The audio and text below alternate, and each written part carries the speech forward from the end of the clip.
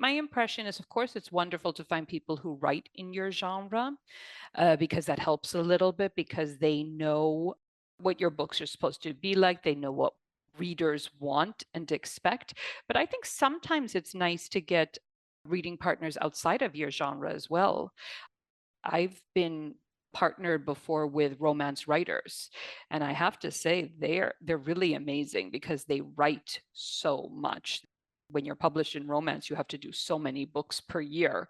And so, writing so many books per year, you wind up getting pretty good writing skills. So I have to say some of my best beta readers have been romance writers. You are now listening to the podcast where authors inspire listeners to become authors, the Going North Podcast. I'm your host, certified self-leadership trainer, best-selling author, and book enthusiast, Dom Brightman. And you're going to be listening to a different author that will inspire you to join the business of immortality, known as authorship. Now let the fun begin.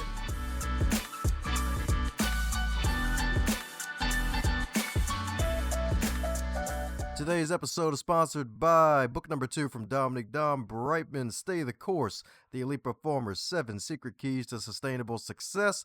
It is the field guide to help unleash the elite performer that is inside of you. Cop it today on Amazon.com or heading over to dombrightman.com and snag it in book, ebook, and audio book, so that way you can take it on the go and get yourself on the go to your northbound success.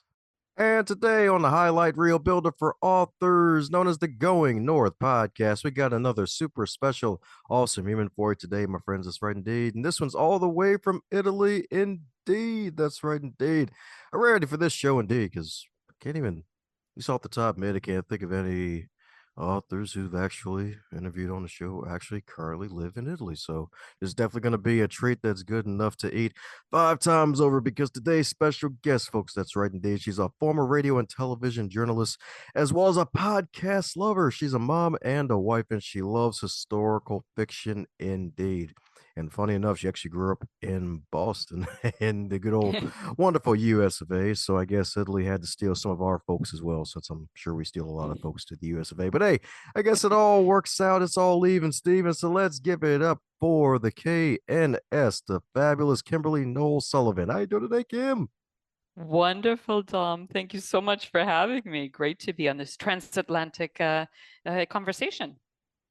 That's right, indeed. So my goodness, my goodness. Well, as with all introductions, they're not allowed to be 76 days long. I probably only covered 7.6 minutes of mine, filling in listeners on how you became the Kimberly that you are today since your first time on Going North. Yes, well, thanks so much for having me on, on Going North. And yeah, no, I've been writing for the last 2 years publishing, but I've always loved stories, and it's always something that I've done in my free time. So I've lived abroad a lot, and I've lived for, it's goodness, it's been a long time. I've been 25 years in Italy, so it's really flown by. And yeah, I love writing stories that often take place here in Italy. So I write short stories, contemporary women's fiction, and historical fiction. And I have 3 novels out, and I have my short story collection coming out later this month. And those are all stories that are set in different parts of Italy. So I will never grow bored with finding nice inspiration in this beautiful Italian peninsula where I'm living. Oh, there we go. So right for 25 years. So what happened? You just Hmm. got 3 years old and someone just kidnapped you, took you to Italy? Like what the heck happened? Dom, I so wish that were the case, but 3 years old. Yeah. Yes, exactly. Well, we'll go with that fiction. I like that. No, I came over to Italy. My husband is Italian, but I came over to Italy. I did my master's degree here in Milan, And then afterwards, I started working in Rome in international development. So working with many countries in Africa and Latin America on development projects. So that's what I do during the day. And then I am a moonlighter of fiction. So whenever I can in evenings and on the weekends is when I'm scribbling away. So it's a nice balance. But yeah, no, Italy's been a wonderful place to live. It's a very beautiful country, as you know, and with a lot of history, a lot of wonderful museums, places to see, wonderful food and wine too. So not too bad. Beautiful in more ways than one. You love to hear it indeed. Love to hear it indeed. And that's freaking amazing. So you're able to get your MBA in Italy. So how was that process? Was there any much difference from, I guess, schooling over there as opposed to schooling over here in the US of A? Well, I enjoyed both. I mean, I did my undergraduate in the US, and then working in, especially with the MBA, you work with companies too. So it was fun working with Italian companies. That was a great way to really improve the language a lot very, very quickly. So that was fun. And it was a good way to get into Italy and see if I wanted to live here longer term. And it obviously worked. Ah, so they got brainwashing over there too. That's good. All right. They do, they do. Well, but I'm from the Northeast, right? So I grew up in Boston, upstate New York. New York is home now. So they also have a lot of sunshine over here, which I have to say is a bit tempting. See, there we go. Yep, the brainwash is real. Like, all right. So we got good weather. It's easier to brainwash. It's like, all right, just stare. Absolutely. I'm easy to influence that way. As much as I really love New York. I love getting back, but I don't miss the big snowstorms and things like that. I spent much of my childhood digging out of snowstorms, so there are pluses as well. Oh yeah, you definitely can say that again. Definitely, yeah. Had a crazy northeast blast earlier. I guess what 5 months ago at the time of this recording? 5, 6 months. Mhm. Like it was like 6 feet of snow. It was like literally six Oh feet. I'm like, gosh. yeah. When you just look out your door and go, oh gosh. Yes, indeed. And if you're 5 foot something, well, you're gonna hate it. It's like, why is the snow taller than me? Like, what kind of the snow ate its Wheaties today? Obviously, like, what the heck? Yeah, I think this winter has been a tough one for you as you're looking forward to this nice spring and enjoying some good weather. You deserve it. Well, speaking of deserve, you said you deserve to go ahead and embrace your dreams of writing and putting some good novels out there. So, what inspired you to finally join the business of immortality by going the wonderful fiction route for your novels? Yeah, well, I like to tell other people who have this passion like I do, who are, scribbling away or want to become a writer that, you don't have to, even if you have a day job and a career that keeps you very busy, you can always carve out some time at least to be able to do it. So I always speak to people who would like to write and I say, oh, go for it because I've really enjoyed it. I started out probably with writing groups, and I think that's a great way to get going. So I found a lot of other like minded individuals who also enjoyed writing and started off that way. So we would share our work. That's wonderful because it's a great way to improve your writing and to get feedback. And, it really helps you a lot too to kind of maintain a deadline, right? So that that you're going to have this writing group and you really have to get things done for that. So that was a great way to start. And then I started attending writing conferences. There are some lovely ones here in Italy and elsewhere in Europe, and then met a lot of people. And that's another great thing for people who are thinking about writing, to really start to learn a little bit about the industry, to go to workshops and craft classes. And yeah, no, the good thing is that I am a pretty quick writer. So even if I don't have large amounts of time in which to do it, I'm quite efficient, that I have the ideas and I'm able to go through the first draft very quickly. But then I'm a very slow editor. So that's the stage that that seems a little bit like pulling teeth, at least to me. But as long as you get into a rhythm and you keep going with it and you have good beta readers, fellow writers or readers who read your work and weigh in on it. I mean, it's a really fun thing to do. I so love writing. It's so much a part of my day, even if I can only squeeze in, some days 15 minutes, 20 minutes, but that winds up adding up after a while, Dom. Oh yeah, definitely, definitely. It's like brick by brick. It's like you wake up one day, it's like, oh wow, got all these bricks. I got the Tower of Babel or close to it. It's like, what the heck happened? Absolutely. Well, like we say, Rome wasn't built in a day, right? Steady work. Keep doing it. And you'll get there eventually. I just knew one of us was gonna say that line about Rome wasn't built in a day. I was like, I knew it was gonna happen. It's like, is she gonna say it or am I gonna say it? Somebody gonna We say can it. do all the Italian cliches today if you'd like. Sweet cliche city.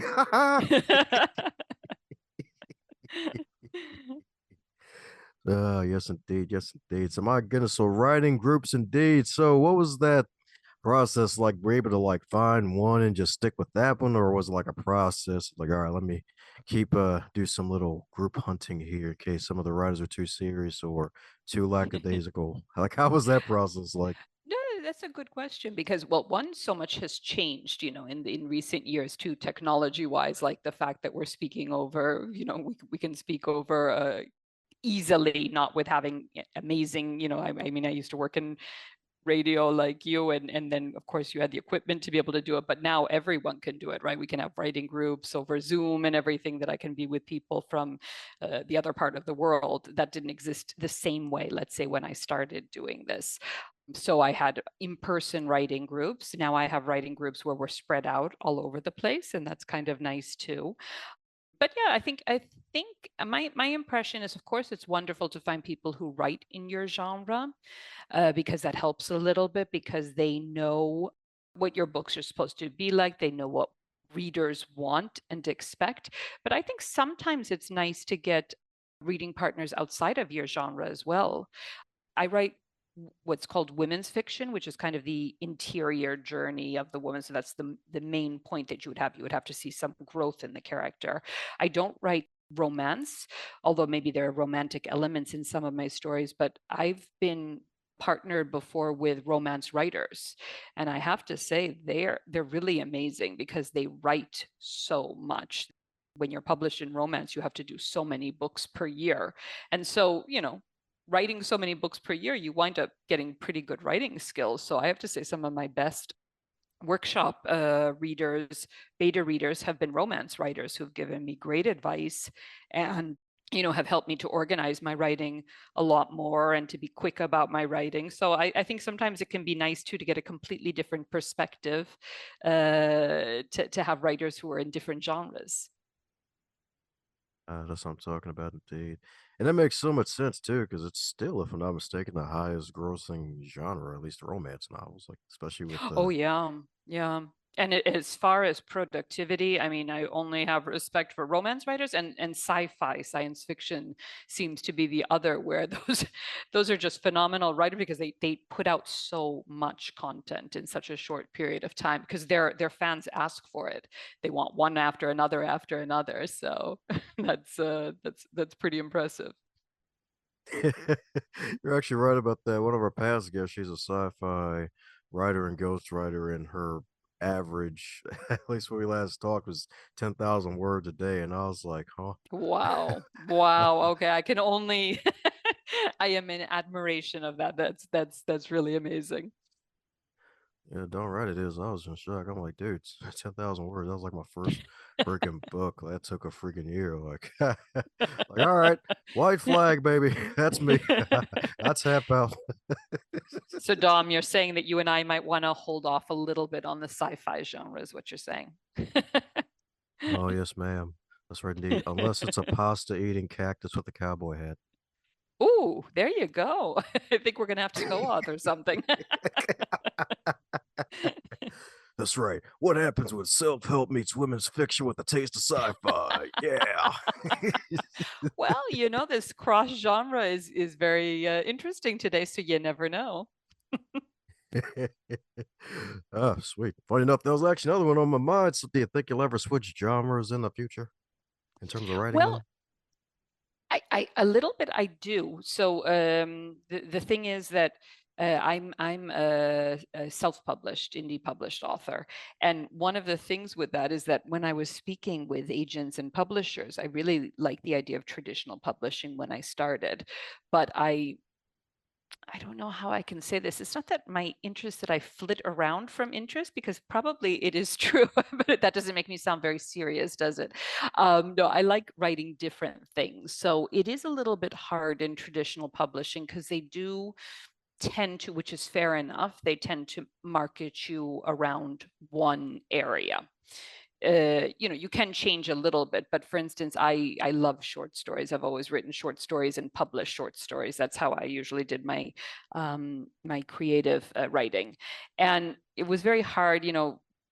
Fair enough that agents and publishers were kind of telling me, yeah, but if you write women's fiction and historical fiction, you might want to choose one of those and not necessarily short stories. And so I realized that, especially being an indie author, I can switch around a bit. So my first was contemporary women's fiction. My second was a time travel, modern day, and going back to 1813. My third story is a dual timeline that's set in modern day and 1914, so in the lead up to World War I here in Italy. And this one that's coming out now is a contemporary short story collection.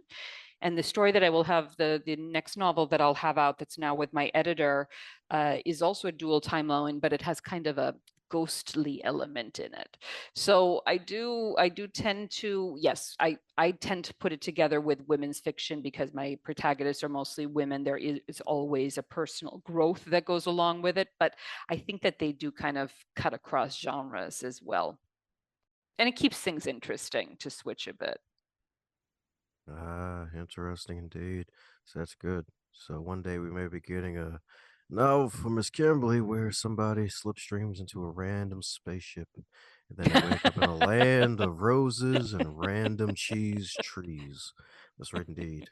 And it'll be like, why the trees got cheese? We don't know. It's a weird planet. Yeah, I don't know if my creativity quite stretches to that, but you never know. I've learned in life you have to say you never know. Well, speaking of never knowing, I'm pretty sure there's some aspiring writers listening right now who may want some words of encouragement for someone who's penned more than one book, and you got four, if not soon to be five, with the two anthologies and the three solo books. So, any encouragement for those who need to keep writing or maybe just looking to get their one book out there? Absolutely. Well, first of all, as you know, as a writer as well, it's a habit, right? The more you do, I know it sounds odd, but the more you do, the easier it gets. So that first one is always the toughest because you have everything to learn, and writing is a big learning curve, a Mount Everest-sized learning curve, I personally think. But as you get a bit of a habit going, as you get your trusted readers, as you start working with editors whom you trust and enjoy, and get to know your voice, it does get easier. I mean, it's not that writing is easy, as you know. It is not. It's always hard work, but you do get into a rhythm like everything else. And I mean, I liken it. I've lived, well, aside from Italy, I've also lived in Czech Republic, I've lived in Austria, I've lived in France. I mean, when you start off learning a language, right, it's hard. And then, every day you keep working at it, gets better. You start you're able to say more, then you're able to have full conversations, you're able to watch films, you're able to go out and you're thinking in the language, you're dreaming in the language. It's not unlike that in the end. It's just getting the muscle, getting it, every single day, working on it, getting stronger. So I'm very I speak to a lot of people who want to write, and I always tell them to just get going. You have to learn by doing your first book, and it's hard. And you'll struggle a lot while you're doing it, but you'll learn a lot, and the second one will be easier. Sweet. That's what I'm talking about indeed. That's right indeed. It gets easier. That's right indeed for the most part indeed. That's right indeed. That's right indeed. So my goodness, as with the wonderful journey of being a wonderful published author, whether you're Hindi or a traditional publisher. There's probably been some my lessons in marketing. So what's probably been the biggest one you learned after all this time where it's like, oh, yay, I'm finally done. Oh crap, I have to market this thing. Hey, Dom, you really pointed it out perfectly. That's exactly the same. And it's the same every single time because your work is not done, as you know, when you're done writing, as that would be lovely if it were, but it's not. No, so and marketing is, I mean, all authors say the same thing. I mean, it's just a lot of work on top of the publishing, and unless you're a very famous author who does not have to worry about that, I suppose that the Harry Potter books, J.K. Rowling or something, she doesn't have to worry necessarily about marketing them, but for everyone else, it's going to be part of your job. So luckily, there are a lot of, this is the other reason why these kind of writing groups are very helpful because you can learn a lot. And I check in a lot with my, with some of the writing associations that I'm in. We learn from one another. We kind of talk about what works, what doesn't work.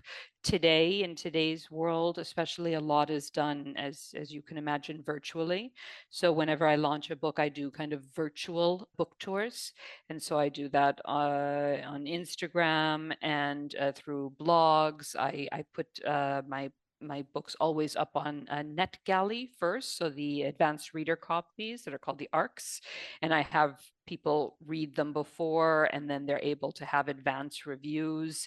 I do a lot of course, luckily I have people like you, Dom, who invite me onto podcasts. So I love doing podcasts.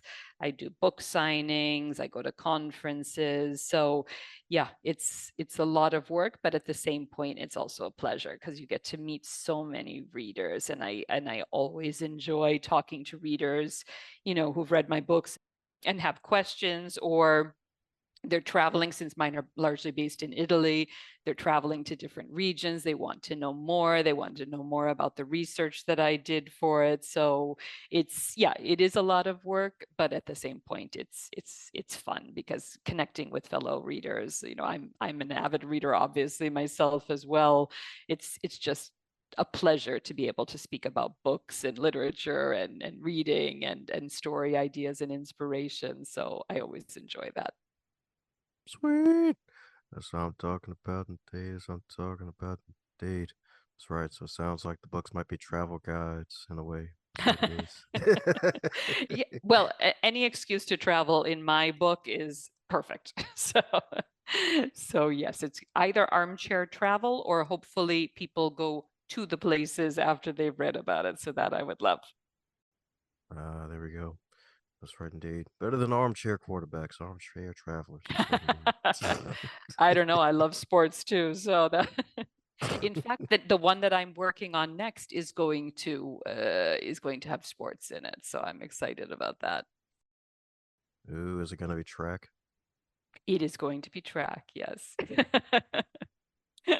Track and field in fascist era Italy, and then in the 70s, and then contemporary. So it'll be 3 time periods. And I'm doing tons of research on that now, and I'm really enjoying it. Oh wow. All right. So it sounds like somebody's on their librarian swag indeed.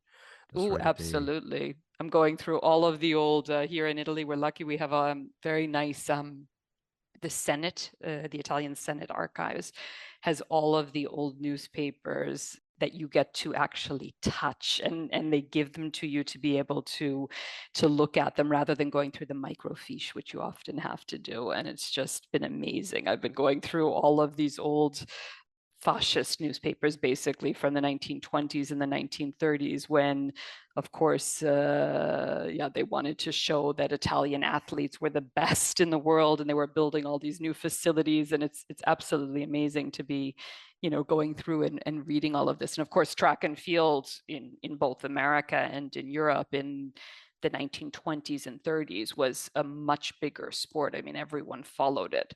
So it's just kind of fascinating to see it at the time.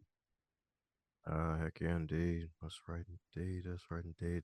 It's definitely good to let you do that because, yeah, it's like, oh, yeah, let me try to zoom in on this thing. It's like, oh, no, it's not going to work as friendly, especially if the machine decides to break down. It's like, oh, wow, look at all those Yeah. photos from like back in the day, Well, literally a it's hundred some years ago.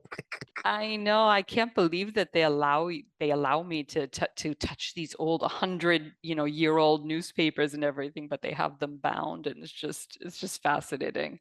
And you get so much, anyway, looking at old newspapers because it's not just the topics that you're looking at, right? But at least I spend a lot of time looking at what the prices of things were, what were the new products that people wanted to have at the time, right? What were the big what the big restaurants were, what the big plays that were at the time, how much things cost. I'm looking at the train lines, how long it took to get from one city to the other, at the time. So it really is quite fascinating. I'm talking about indeed. I'm talking about indeed. So my goodness, so speaking of fascinations, you've been on quite a few interviews spreading the good word of hey, Kimberly is freaking awesome at writing. So is there a question that you wish folks would ask you more often when you're on these podcasts? um Well, maybe speaking a little bit about like writing inspiration for stories, because as you said, yes, I get a lot of it too when I'm living in Italy, which has a lot of interesting history, and so I'm always fascinated by some period or some um, you know the next story that I will have coming out, the one that has the ghostly elements. I'm fascinated by a palace that's here in Rome that I wanted to do a little bit more research on and learn about. But I'm actually, even though I'm a writer, I'm very visual. So usually I create the book around a visual. There's something that I see or a place that I see, and I realize that has to be a story. And almost all of my books have been that. It's been more visually driven first to get the story idea, and then I start building the story.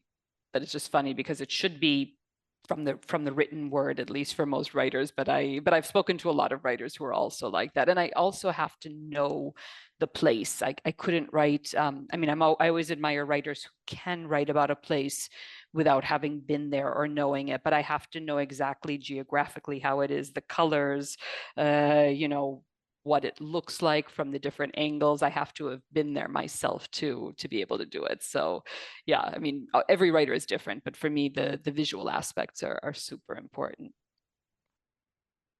Heck yeah, indeed. And hey, it's all good. It's all good because at the end of the day, it's like, especially nowadays, where it's like, there's no real hard rules to anything. It's like, shoot, like, hey, if you got the vision in your mind and you want to put it on paper, hey, it's all good. If you want to go with the outline, even though I already know that's not your jazz doing the outline thing, it's like, hey, do the outline. Uh, yeah, I can't. I'm very impressed by authors who do the whole outline, and I know it's a very good way to be able to do it, but it's never worked for me. And I think that is maybe other advice for maybe listeners who are doing it. I think you have to work within when you see that something works for you. You don't. I mean, you always want to improve, that's true, but you'll find that you have a certain rhythm. And to fight that rhythm isn't such a good idea. So I did try doing outlining. It definitely didn't work for me. It slowed me down. And I like to create as I'm writing.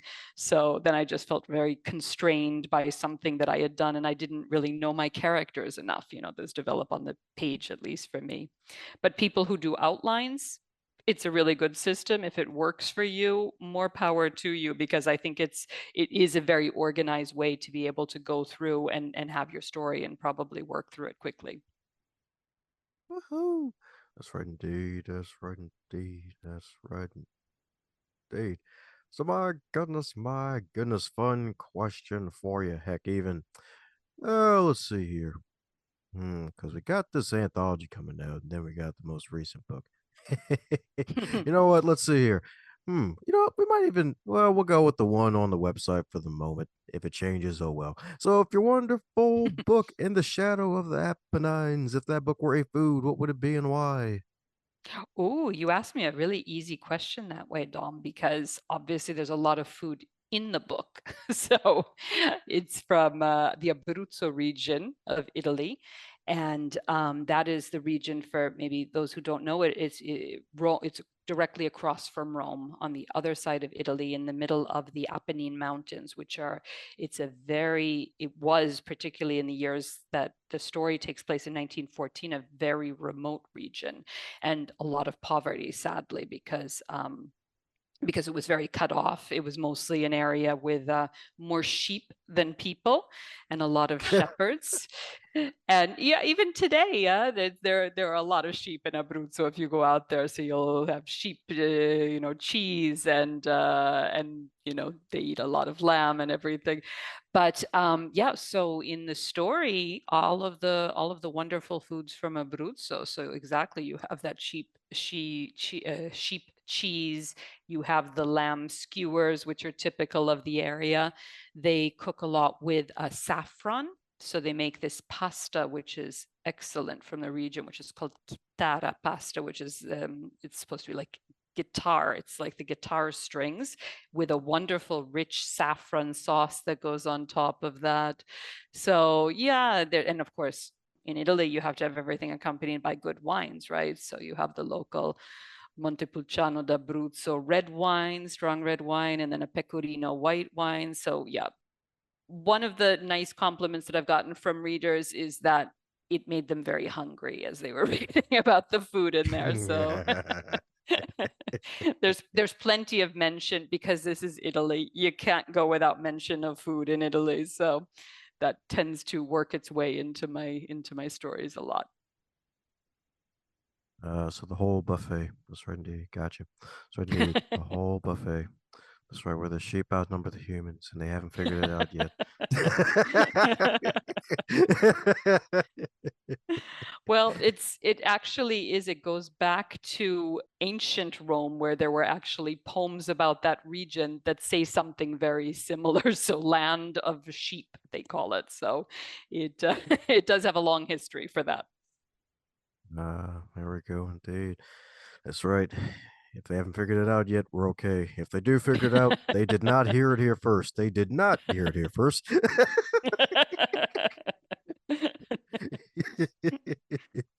That's right, indeed. If Kimberly wakes up with the wool afro on her head, she knows what happened. The sheep had figured it out.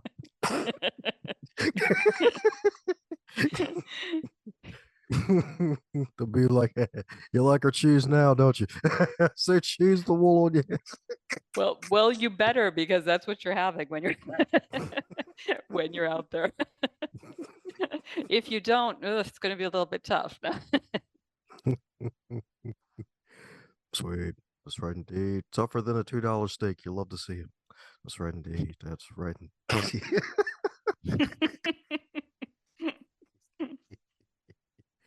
Woo. So my goodness, we're coming down to the magical question that every guest gets to receive. And that is, if you wake up tomorrow and you're 25 again, but you're still in the Ooh. current year, what advice would you give to yourself? Oh goodness. So I'd be the same age as my kids, which just that would be a little bit weird, but but so I have to get beyond that to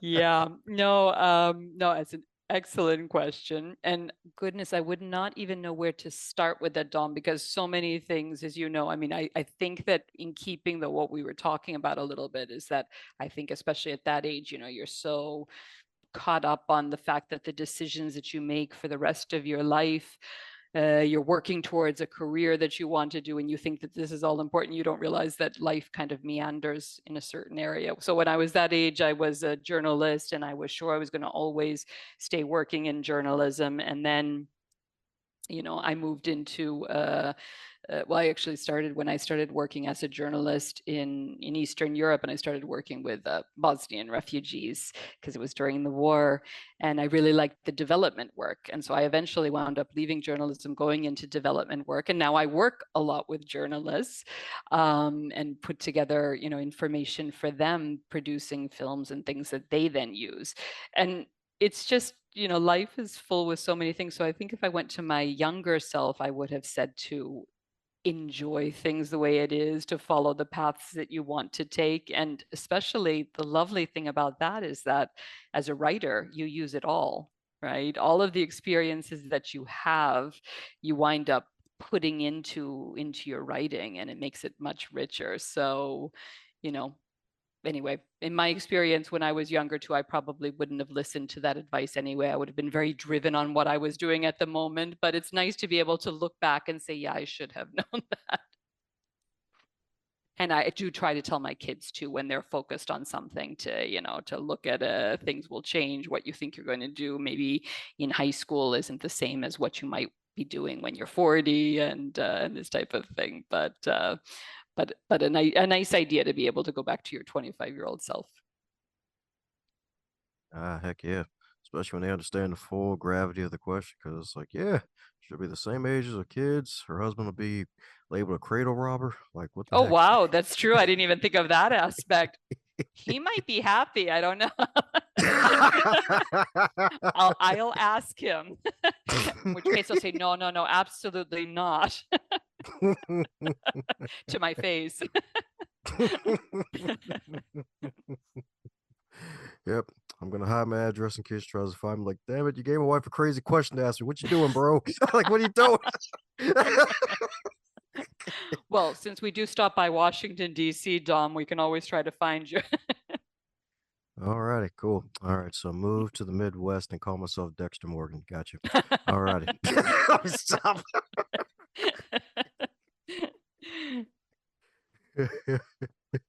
Well, it don't matter if they're in the Midwest, the West, or the East, or heck, even if they're in the North or South Pole. Folks need to grab some copies of your magical books and keep up with your journey. So, for those who need to do just that and more, what's the best way for folks to do so?